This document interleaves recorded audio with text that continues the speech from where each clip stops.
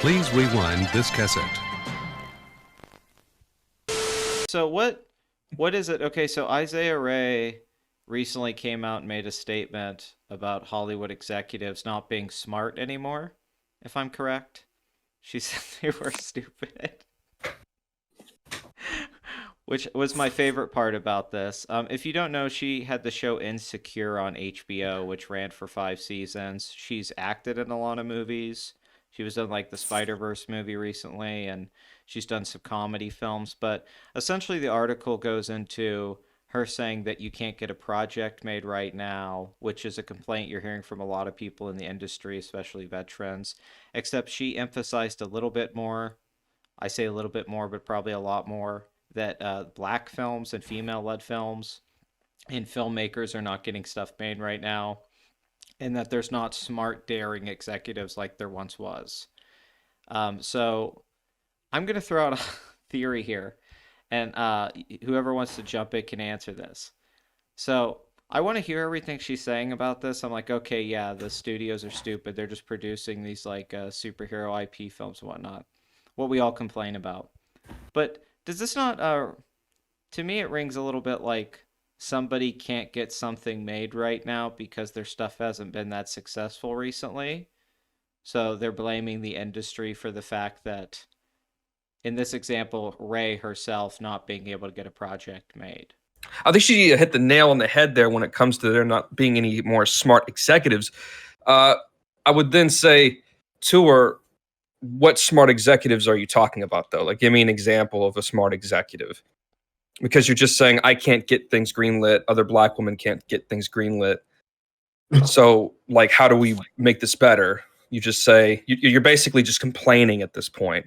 And as you said earlier, your stuff isn't that successful. Rap shit, for instance. I see it on HBO Max occasionally, but I don't hear anybody talk about it. You know, it's not being aired on television like HBO Max, or like the HBO really used to be.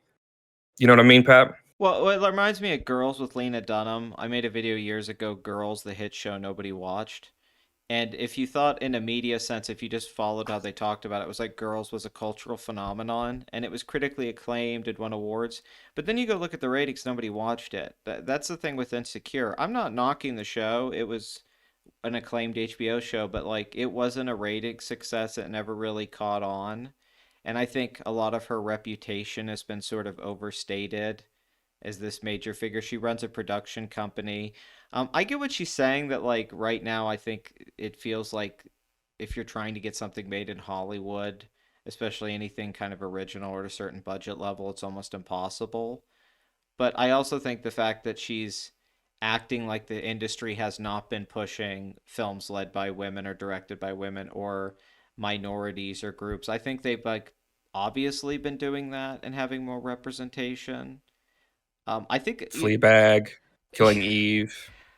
well, yeah, even just in movies and stuff too. Well, it's like The Color Purple recently that bombed, and Hmm. it, and there was all this hype and everything, and then it had a huge opening weekend, and then it dropped to like $54 million domestically. And is that like the studio's fault that that film didn't do well? But then you have stuff like Creed 3 that did well. But I'm not. It Go ahead. it's typical bubble speak, obviously. Like, okay, I don't recognize this woman, so I had to look her up, and clearly she was busy doing like the highest grossing film from last year. So, I mean, my condolences if she hasn't really caught on yet. But is she not aware that not only the color purple flopped, but other great hits led by black creatives such as the Netflix Cleopatra documentary that just came out over the summer. Like, is she not aware? I mean, that's what it just boils down to. It's just typical, actress, modern actress, just speaking out of a bubble that she hasn't stepped out and be aware of why a lot of black media isn't pushed around. And honestly, there has been tons of black media pushed around. It's just like most of the projects have been shit. I will say a good black film that came out is The Blackening. It had a budget of $4 million, and I think it made like 10 million. So it made it. Oh, wait. Here. Hold on a sec. I gotta look this up. But you guys keep talking. I know one thing. It just escaped my mind. I'll say this also. The famed movie release of January, The Book of Clarence. That's a good one. Yeah, that didn't do well either. Like, is she not aware? Like, yeah. are these people not aware? Like, there are several of these projects being like released, but like no one's watching them because they look retarded. Well, no, it is. It's like there's been more, I think, in the last 2 or 3 years, more films probably released with like black filmmakers and actors that, which, what, by the way, I'm not knocking that happening, but um, to act like studios haven't been supporting, I think is like, what are you talking about? But I didn't think about that. Yeah, there's The Blackening, and then Book of Clarence. That was a weird trailer. I remember seeing that, and I was like, wait, I couldn't make of it. James McAvoy? He's barely in it. That's He's the like thing. in it like the last third of the movie. That sucks because he's like the part of the trailer I like the most. Is Yeah, he was great.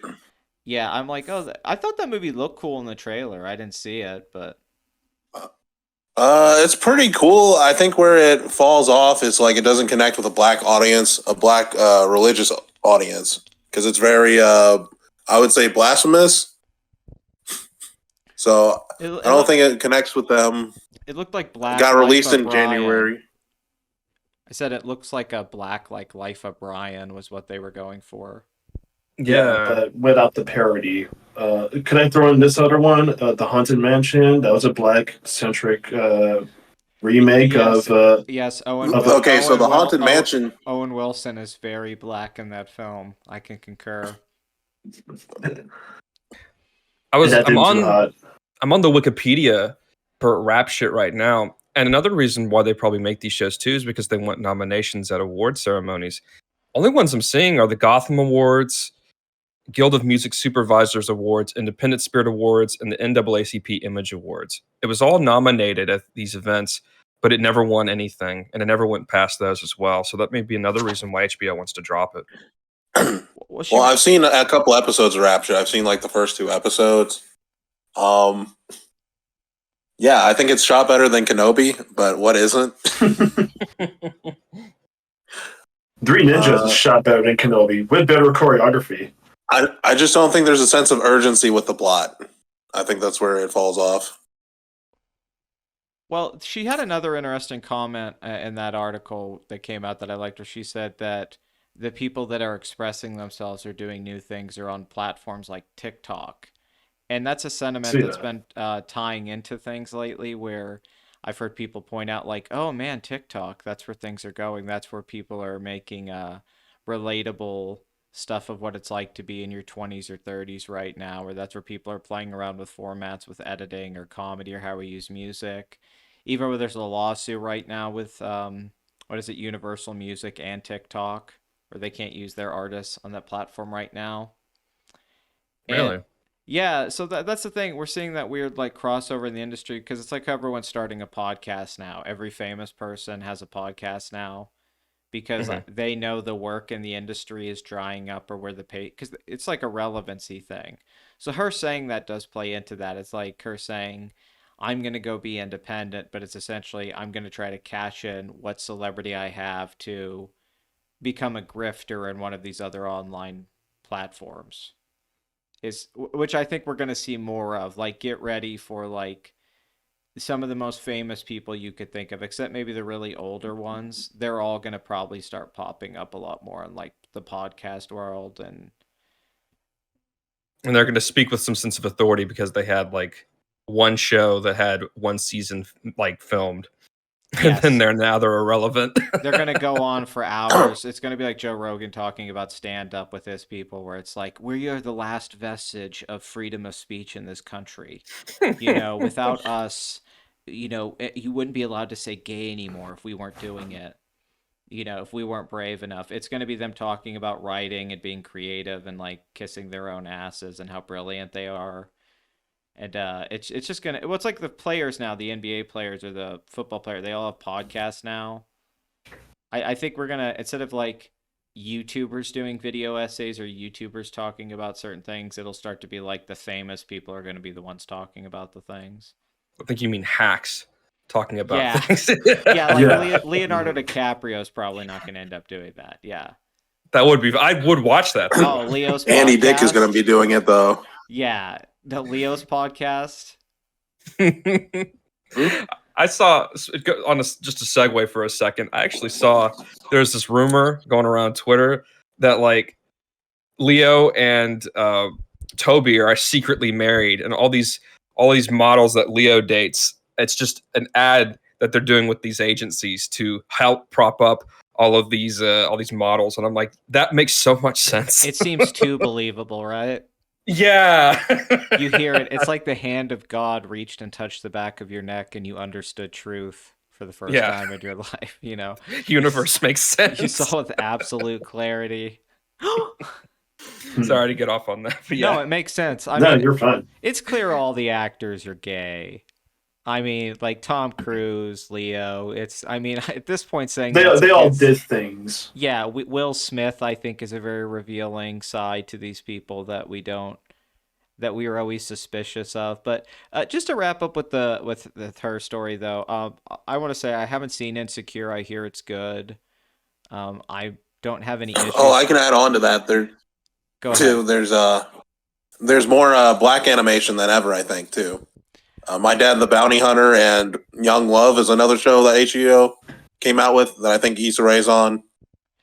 Yeah, Issa Rae. Well, just to say, because I've heard her on a couple shows, like she was on a Groundhog Day podcast I listened to, and she was a pretty cool person, and I hope things work out for her. But I mean, I would just say that yes, right now the executives aren't smart, and that's why we're in the situation we're in. But I also think that the artists, the creatives, my real point here where I want to talk about this is they're not blaming themselves for the industry's issues. They want to just blame the executives and studios. And I would say that a lot of these people, it's the work they've been choosing to do and how they want to go about it that has pushed people away, just as much as what the greedy executives have done.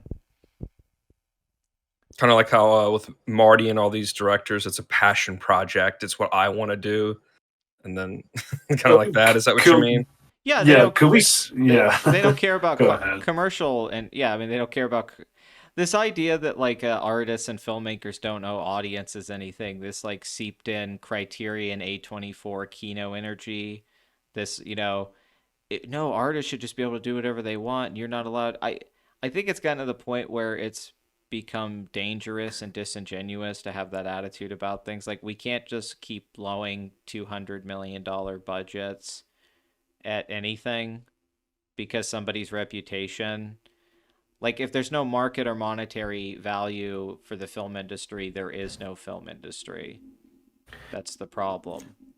If she wants to be pissed at film executives, then of course they're not smart. Because speaking of $200 million, how the fuck do you make a Matthew Vaughn movie with $200 million and make dick? I don't know, but I could say too, Henry Cavill's film career has not been working out. Yeah, it's done. Yeah. Isn't this the last one that his old manager had him on? Well, here's what I'd say. That's a guy, if he just started doing like Warhammer videos on YouTube or Pathfinder or something, he'd probably get 1 million subscribers. I think that's where he really belongs. He could be a Twitch streamer.